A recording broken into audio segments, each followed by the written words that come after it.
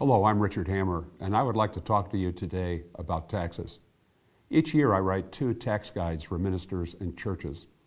By far the larger of the two, at some 750 pages and 4 pounds, is the annual Church and Clergy Tax Guide.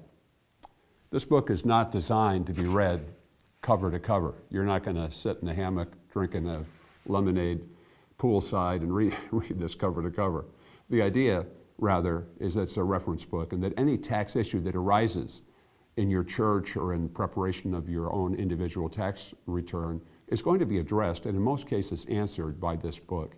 It covers hundreds of topics, including how to file estimated taxes, whether a minister is an employee or self-employed and what difference this makes, how to handle and report business expenses, 24 kinds of taxable income, many of which are often not understood to be taxable, the 4 special rules that apply to ministers under the tax code, a church's payroll tax reporting obligations, the many different kinds of charitable contributions and the substantiation rules that apply to them, the complex rules that apply to the most popular retirement plans used by churches, the various tax exemptions available to churches and the requirements for exemption, including, for example, the ban on political activities. As you can see, there is a wealth of information in this annual tax guide, and it is updated each year.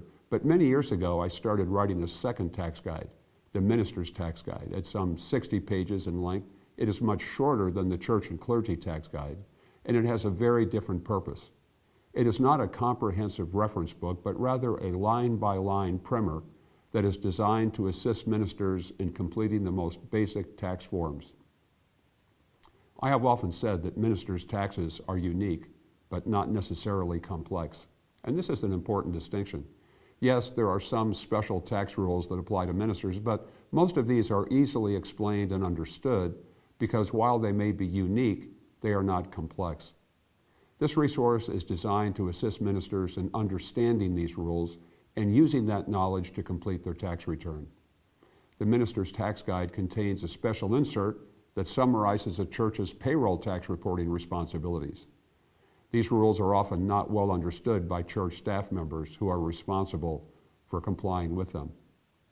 My objective in writing this insert is to apprise church staff of the most important rules so that your church will be in compliance with them. The Minister's Tax Guide has become very popular over the years and is now used by 8 denominations as their official tax guide for ministers.